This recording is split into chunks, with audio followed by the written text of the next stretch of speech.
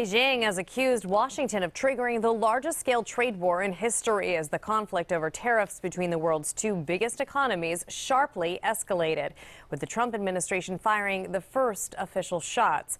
Mola Langi with the very latest from the White House. Tensions are rising between the U.S. and China over trade after President Trump initiated new tariffs. Chinese state media described the Trump administration as, quote, a gang of hoodlums. Our member companies are very concerned. They're concerned not just about these rounds of tariffs that have going into effect, but the uncertainties surrounding that. The U.S. slapped levies on $34 billion worth of Chinese goods. That number to increase to $50 billion in the next 2 weeks.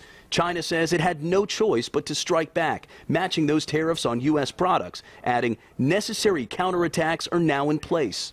We are in such a great position. The president touched on the topic at his rally in Montana. If we knock down the trade deficit, right, the trade deficit, by just a little bit, 25%, well, we can do that easily. That's easy. If we do that, we pick up 1 point in GDP. The Trump administration says the tariffs are necessary to stop China from stealing intellectual property and overproducing metals. But Republican lawmakers in the nation's heartland, as well as business leaders, have reservations. I have yet to find an example where tariffs have worked. Jeff Schwager runs the Sartori cheese plant in Wisconsin.